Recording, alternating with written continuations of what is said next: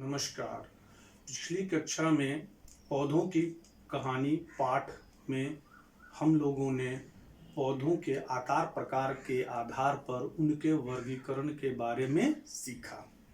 पौधों को उनके आकार प्रकार के आधार पर शाक या जड़ी बूटी, हर्ब, झाड़ी, श्रब, वृक्ष या पेड़, ट्री, विसर्पी लता, क्रीपर और आरोही लता, क्लाइंबर के रूप में वर्गीकृत करते हैं।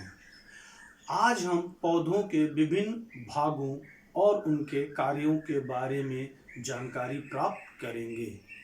पौधे का एक प्रमुख भाग तना होता है। तना, स्टेम। तना पौधे का सबसे दृढ़ भाग होता है।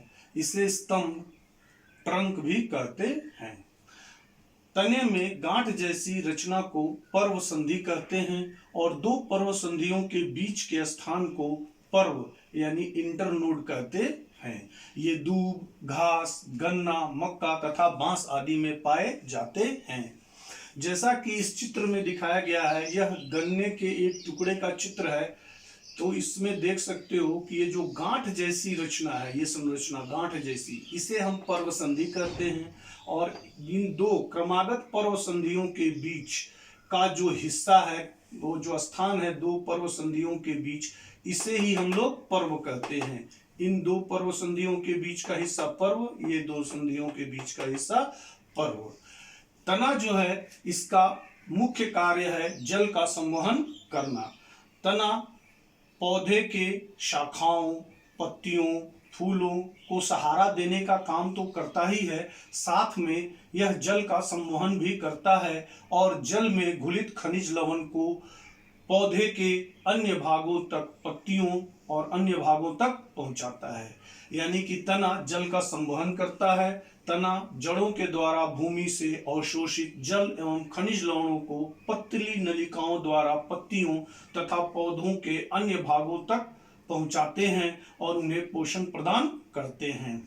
तनों के अंदर पतली पतली अत्यंत सूक्ष्म नलिकाएं बनी होती हैं और जड़ों के द्वारा अवशोषित जल, जिसमें कि खनिज लवण भी घुले हुए होते हैं, उनको वह अपने से होते हुए शाखाओं के माध्यम से गुजरते हुए पत्तियों तक और अन्य भागों तक पहुंचाने का कार्य करता है।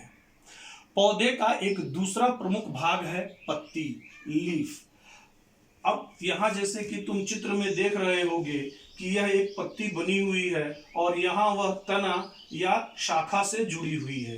तो पत्ती का वह भाग जिसके द्वारा वह तने से जुड़ी होती है, उसे पर्णाधार कहते हैं। चित्र में देखो, यहाँ पर यह पत्ती इस तना या शाखा के साथ जहां जुड़ी है, इसको हम पर्णाधार कहते हैं। पत्ती का चपटा हरा भाग, जो चपटा भाग है, इस चपटे भाग को हम लोग पर्णफलक कहते हैं। पर्णफलक और पर्णाधार के बीच जो ये डंठल नुमा भाग है, इसे हम लोग पर्णवृंत कहते हैं। अब पत्तियों में देखो, ये रेखा की जैसे रेखित संरचनाएं हैं, इन रेखित संरचनाओं को सिरा कहते हैं। पत्ती के मध्य भाग में ये एक जो मोटी सिरा दिखाई दे रही है, इस मोटी सिरा को हम लोग मध्य सिरा, मिडरिप कहते हैं। पत्तियों पर ये सिराओं के द्वारा जो डिजाइन बनाया गया है, इसी डिजाइन को हम लोग सिरा विन्यास कहते हैं।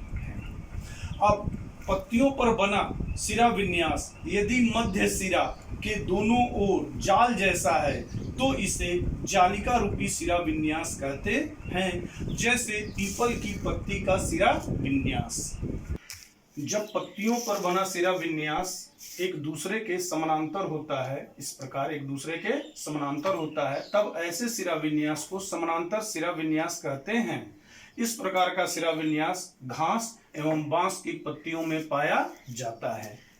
पत्तियों के फलक में असंख्य छोटे छोटे छिद्र पाए जाते हैं, जिन्हें रंध्र, स्टोमेटा कहते हैं। इन्हीं रंध्रों के द्वारा पत्तियां श्वसन एवं वाष्पोत्सर्जन की क्रियाएं संपन्न करती हैं। पत्तियों का जो हरा रंग होता है, उनमें उपस्थित एक पदार्थ जिसे क्लोरोफिल कहते हैं, के कारण होता है। यह हरे रंग का वर्णक ही पत्तियों के हरे रंग के लिए जिम्मेदार होता है। पृथ्वी के सभी जीवधारियों के लिए भोजन का जो प्रमुख स्रोत है, वो हरे पेड़ पौधे ही हैं। पत्तियां सूर्य के प्रकाश की उपस्थिति में भूमि से जल एवं खनिज लवण और वायुमंडल से कार्बन डाइऑक्साइड लेकर क्लोरोफिल की सहायता से भोजन यानी मंड का निर्माण करते हैं। इस प्रक्रिया को प्रकाश संश्लेषण फोटोसिंथेसिस कहते हैं।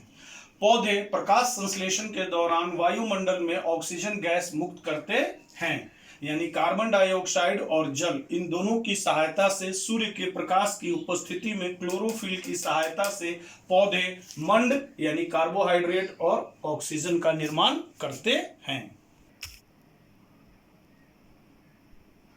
कक्षा में हम पौधों के जड़ और पुष्प के बारे में सीखेंगे। धन्यवाद।